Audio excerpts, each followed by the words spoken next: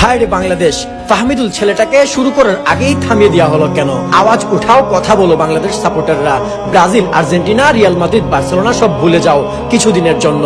এখন সময় বাংলাদেশ ফুটবলের পাশে দাঁড়ানোর। অন্তত সবাই এই প্রশ্ন করো, কেন ফাহমিদুলকে বাদ দেওয়া হলো? কোচ তার খেলা দেখে মুগ্ধ হয়েছে, প্র্যাকটিস ম্যাচে সে হ্যাট্রিক করেছে, এরপরে কোন ডিভিশনে তাকে বাদ দেওয়া হলো?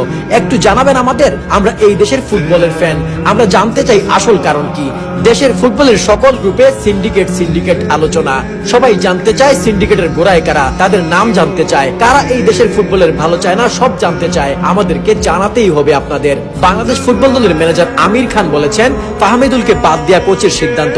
ওকে left back, left wing back পজিশনে খেলানো হয়েছে প্র্যাকটিসে। আমরা যা প্রত্যাশা করেছিলাম তাও পূরণ করতে পারেনি। ওর অভিজ্ঞতার অভাব আছে, আমাদের বিভিন্ন পরিকল্পনা আছে ওকে নিয়ে। হ্যাট্রিক করার একটা ছেলে আপনাদের প্রত্যাশা পূরণ করতে পারলো না। ফাহমিদুলের জায়গায় যারে নিয়েছেন সে কি করেছে? জবাব এই দেশের ফুটবল ভক্তদের দিতে হবে। মনে রাখবেন, জেগেছে ফুটবল ফ্যানরা জেগেছে। কোচের ট্যাকটিক্সের সাথে না গেলে তাকে বাদ দিতে হবে কেন? স্বভাবতই এইখানে ফাহমিদুল থেকে বেটার অপশন না থাকার পসিবিলিটি বেশি। তবুও যদি থেকে থাকতো সেক্ষেত্রে ফাহমিদুলকে বেঞ্চ করে রাখা হতো, কিন্তু কোচ তা করলেন না। ফাহমিদুল মন জয় করতে না পারলে তাকে বেঞ্চ করা হোক। অভিজ্ঞতা এমনিতে আসবে না, দলের সাথে নিয়ে চলতে হবে, সিনিয়রদের সাথে রাখতে হবে, তবেই অভিজ্ঞতা আসবে।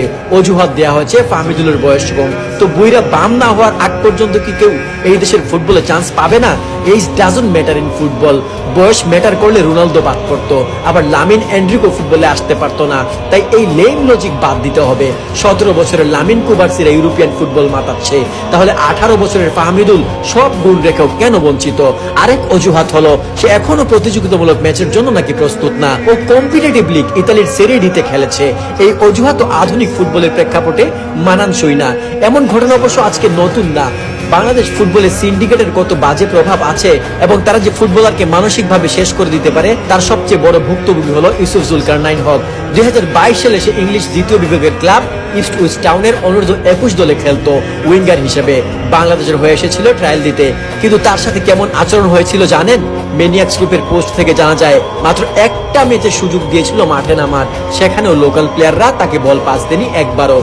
পুরো ম্যাচ একা দাঁড়িয়েছিল ইউসুফ। এরপর সে আবার ইংল্যান্ড ফিরে যায়। এখানে সিন্ডিকেটের অভিযোগ উঠে আসা স্বাভাবিক। বাফুফের সভাপতি তাবিত আউয়াল ভাইকে আমরা সমর্থন জানাই। তাকে দ্ব্যর্থহীন ভাষায় বলতে চাই, এই দেশের ফুটবল এগিয়ে নিতে আপনি সচেষ্ট হন। দেশের মানুষ আপনার পাশে থাকবে। সিন্ডিকেটের বীজ উপড়ে ফেলে দিন। হায় রে বাংলাদেশ, ফাহমিদুল ছেলেটাকে শুরু করার আগেই থামিয়ে দেওয়া হলো কেন? আওয়াজ উঠাও, কথা বলো বাংলাদেশ সাপোর্টাররা। Brazil, Argentina, Real Madrid, Barcelona সব ভুলে যাও কিছুদিনের জন্য। এখন সময় বাংলাদেশ ফুটবলের পাশে দাঁড়ানোর। অন্তত সবাই এই প্রশ্ন করো, কেন ফাহমিদুলকে বাদ দেওয়া হলো? কোচ তার খেলা দেখে মুগ্ধ হয়েছে, প্র্যাকটিস ম্যাচে সে হ্যাট্রিক করেছে,